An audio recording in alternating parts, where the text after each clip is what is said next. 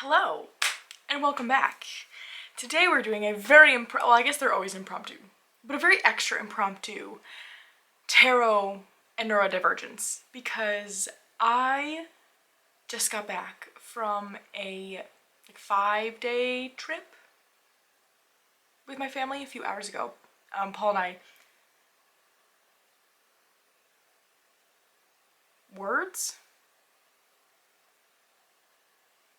What was I trying to say? I was trying to somehow mention that Paul was there too. Unnecessary info. There you have it.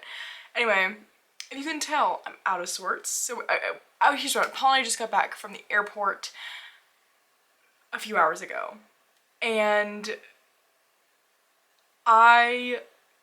I'm feeling really, really out of sorts. And so it was a fantastic trip. We had so much fun, really so much fun. But a result of any kind of trip, and really, especially just what happened with this one is I get so far out of my usual routine, and this one, it was I was really far out of it for probably longer than, dare I say, ever?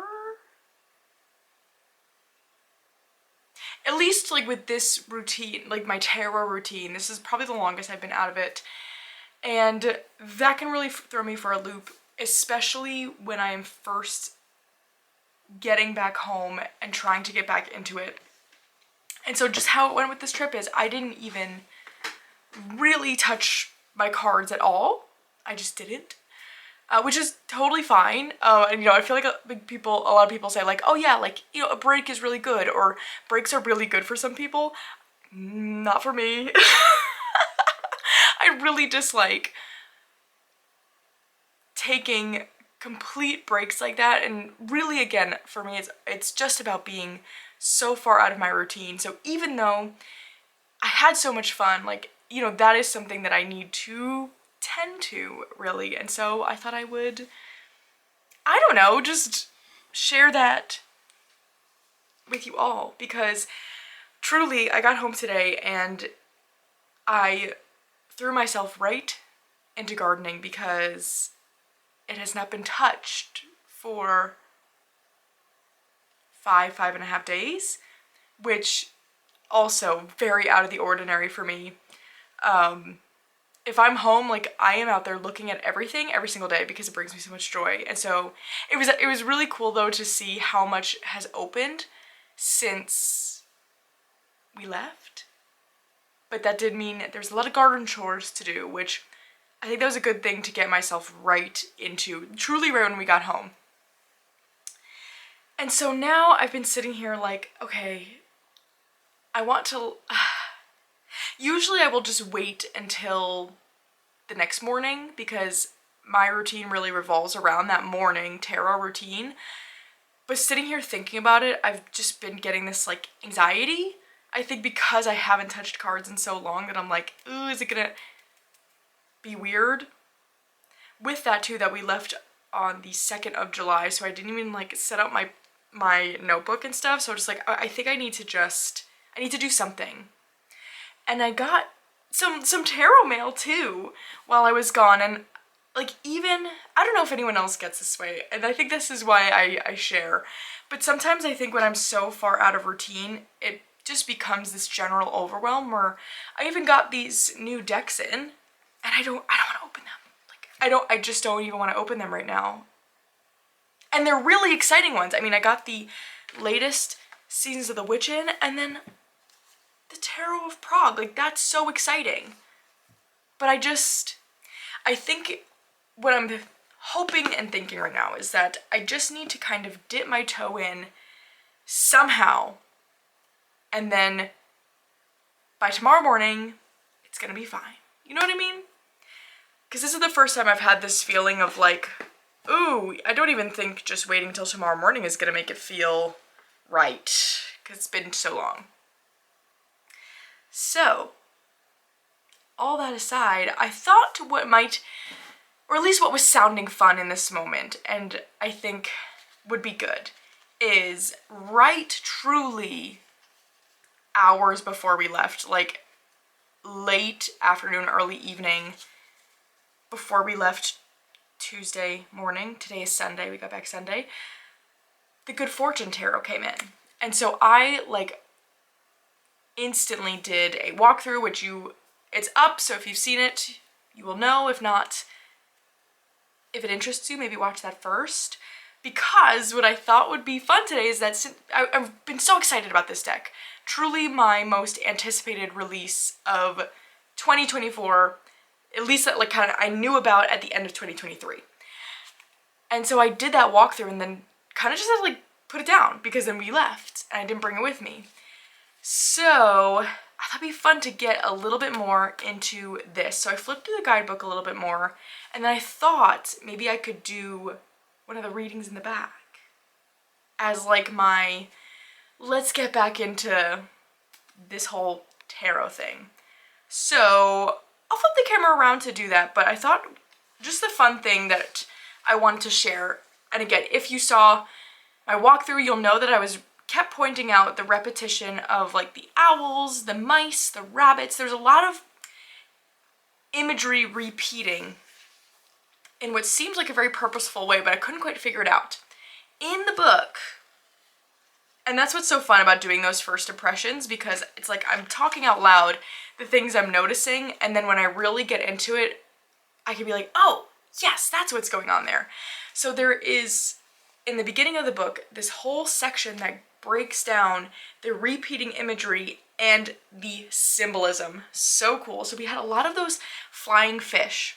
So for example, that means flow, connection, messages, inspiration, blessings, messengers, the element of water. That owl with the crown is wisdom, instinct, insight, discernment, authority over self, command over thoughts, the element of air. Super cool. So I'm gonna bookmark this with my crochet needle. That just reminded me I have a bag to send out. Oh my gosh. Okay, I have to do that. Anyway, regardless, let's flip the camera around, and I picked out one of the spreads. I think that sounds fun. So yes, okay, let's get into it. Okay, is my camera straight? I should have, yeah, good enough. All right, so in the back of the guidebook, we get a lot of spreads. I could have counted. I don't know. It's really like quite a few pages of spreads, which I think is so cool to see. But the one that I thought would be interesting to do today is this one, the Call of Destiny spread. So we have, tarot cards have depths of meaning that we probably haven't even imagined. Even so, any single card is never as complex as any human, as our destinies. It makes no sense that any single reading could cover the whole of one's destiny. How can one reading encompass something that is so full of life and movement? Instead, we check in from time to time to see how we are doing and what aspects of our destiny is currently activated. This spread does that as well as tell us how to best connect with this aspect of our destiny. This spread is a way to consciously course correct. Sure, life will eventually do it for you, but why not take a more active role? So, we have 5 cards to pull here. The Call of Destiny, the aspect of your destiny that is present and active, the energy calling to you. 2, Mind, how to connect with your destiny using your intellect and active imagination. Heart, how to engage with your destiny on an emotional level. Will, how to find where your will and destiny align. And Body, how to express your destiny in your daily life. So this just felt applicable to the feeling of right now. I just liked how it called it kind of like a course correct. Because I think for me, and what I was trying to get out with all my babbling before, is that transitions are just really, really hard for me on any level. And this one right now, the way, like why I'm feeling this way right now, is because it's, for me, a very extreme transition, going from 5 days in a different state doing activities I don't usually do, on a schedule I don't usually follow, and not engaging with my special interests. Even though I'm transitioning back to like what is my usual routine, it's still a transition. It's still hard. And so, yeah, I thought that this kind of realigning with destiny might, I don't know, speak a little bit to that difficulty with transition. So let's get our 5 cards pulled. Oh my gosh, dropping things. I just love, oh no, did I just shuffle in reversals? No, I didn't. Phew, okay.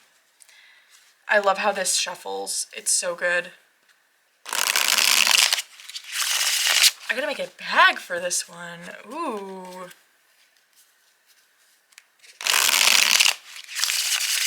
And some pairs.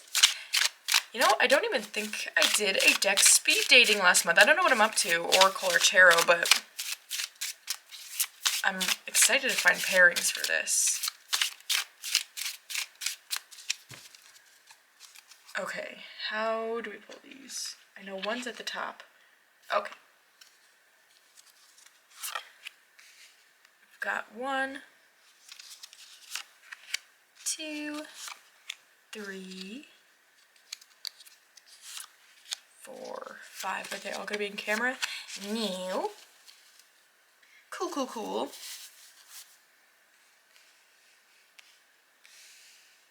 Let's just... Alright, we're gonna have to freestyle that shape a little bit to fit.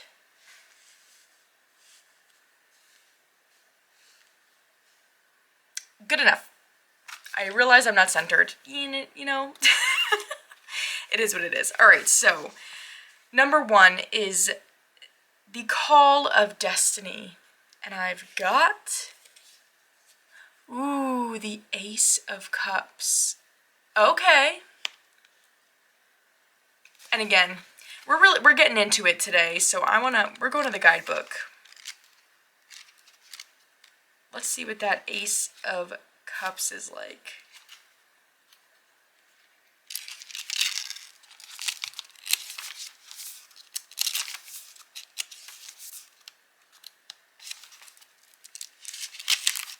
All right. The world sparkles with some strange magic that makes everyone feel, appear, and behave as if they are their best version of themselves. This energy desires to nurture future beauty, connect yearning hearts, forgive troubled souls, and write spectacular poetry.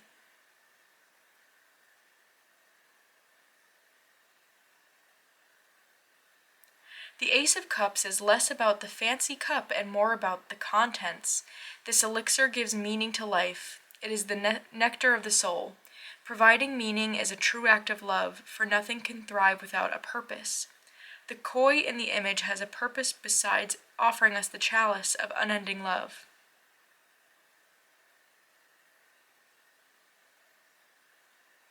Drinking deeply and often from a cup that connects us with our divine nature is a good practice. Oh, I love that. So that's the good fortune. But the reversal...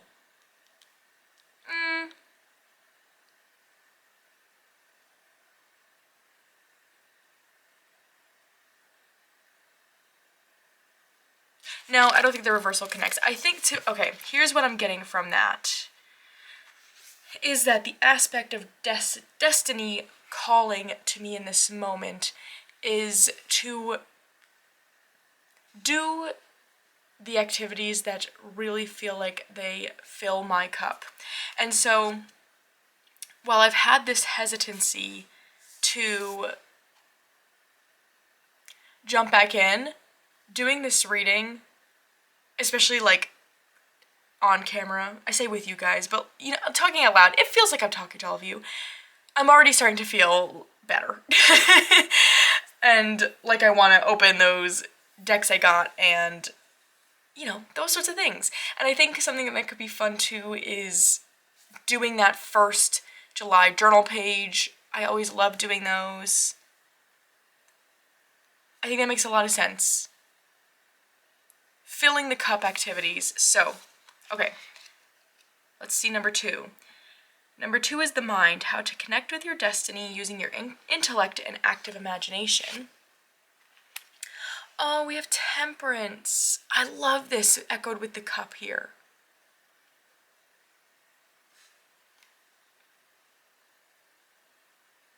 Which I'm feeling like I kind of already know what it's saying. Do I want to get into the guidebook anyway? Question mark.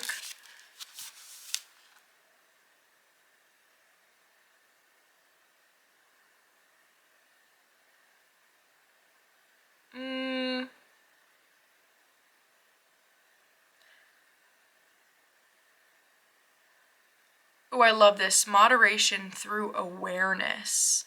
That's really neat. Okay, and that's what I was thinking. So in the mind, how I can connect with this kind of refilling of the cup is to be careful of not diving too deeply in one direction. I think the key for me for the rest of today and tomorrow, I say tomorrow because tomorrow is my day home. I work from home on Mondays.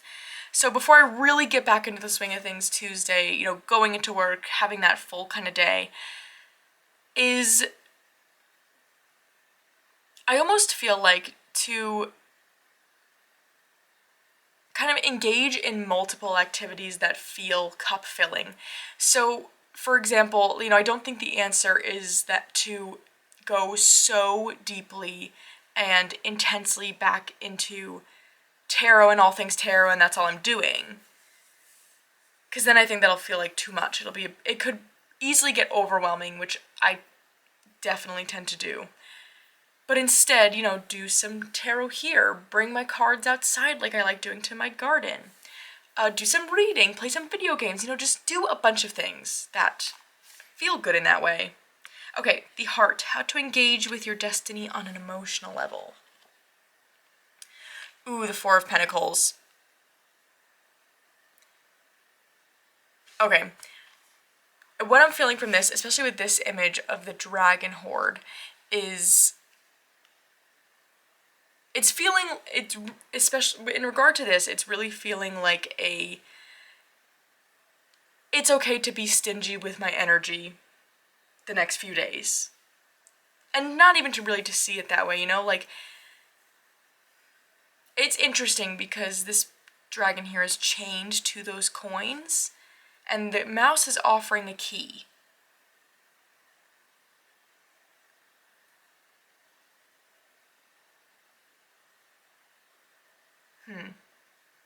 I'm seeing it a different way now. I think perhaps thinking about this image a little bit more, maybe it's a bit more of a thing of to not get so caught up in the quote-unquote have-to-dos. Like those physical world, mundane, like, need to get this done thing. Like, maybe it's alright to let it go for a little bit. Like, tomorrow's our garbage day. And so, tonight I usually put out our garbage and recycling. We weren't here for a week though, so we really didn't make any garbage. But we do have a backup of recycling.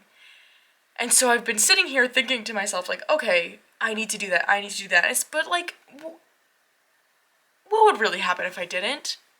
Nothing. It would be fine. We might get a little bit more backed up, but it would be okay. And so perhaps that's what it's speaking to.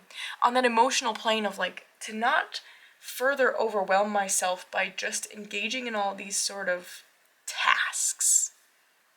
That's what I'm feeling like could be getting at.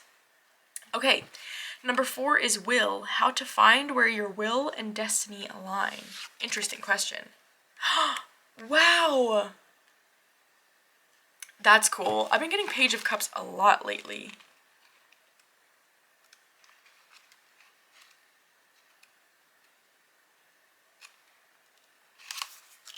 Let's see this page.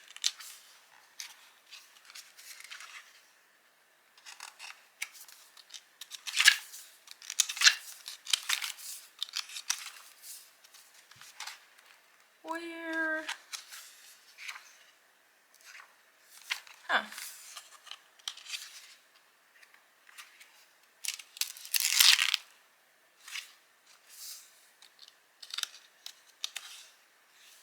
Oh, interesting. I didn't even notice that. We don't get singular pages for the quartz. Is that true? That is so interesting. Huh, I wonder why that is.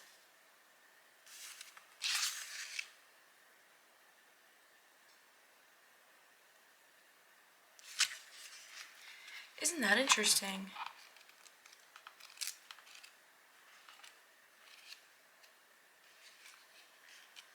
So we get singular it's like we get this spread for each of the numbered minors of like the tens. It goes chronologically. But then we still get a singular card.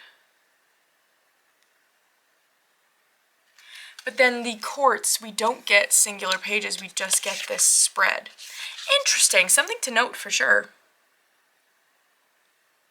Neat though, it says the aces and the pages go together. The aces were gifts of potential handed out to whoever is lucky enough to be nearby and bold enough to act, and the pages are those folks. The pages represent people who have recently started a new journey because of their ace. Very cool then that we got those matched up. So, let's think about this. What was the question again? Because I got distracted. Okay. How to find where your will and your destiny align. Well, very cool that this card is all about how this page kind of grabbed the opportunity of this ace.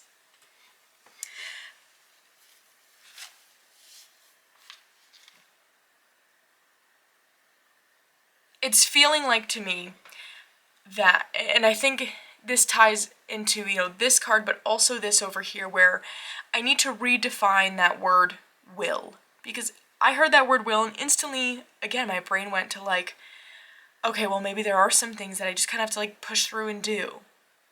Like, you know, I should take out that garbage, should do that laundry and whatever. But perhaps there is instead a will that needs to be enacted to instead tend to this filling of the cup, to see that as the task at hand versus these other ones that I know probably will just overwhelm. Very cool. Okay, so number 5 is how to express your destiny in daily life, the body. Ooh, yeah, okay. You've got that 8 of Swords. I think that definitely wraps up what I was just saying. In that to not allow myself to be trapped. Trapped by these thoughts of like, this is what I need to do, this is what I should be doing, that there's no real existence of, or there doesn't have to be an existence of shoulds. There's a few that have to exist, you know, between today and tomorrow, but a lot of them do not need to be there. And this here is my one big should. And to learn to see it that way. Oh, how cool was that? Okay, that was so fun. I'm so glad I did this. So, I think that's all I have for you today. Yeah. So, thanks for joining in on that ride. My exploration of, oh, something needs to help me transition, please. And this was fun. That is a good tool to have in my tool belt to know if I am in this situation again, that I should maybe even, like, have a deck that I'm excited about, whether it's one I already have and haven't gotten to know yet, or it's one I'm thinking about buying that maybe I can order to kind of like be here before I leave so I can have it opened up and look through it, but then get to come back and do a deeper dive into it. And it's almost, to me now, this feels like a continuity thing of like picking up where I left off, is what I'm trying to say. So, loved that. But other than that, that's all I got today. So, I hope you're having a wonderful day so far, and I'll see you again very soon.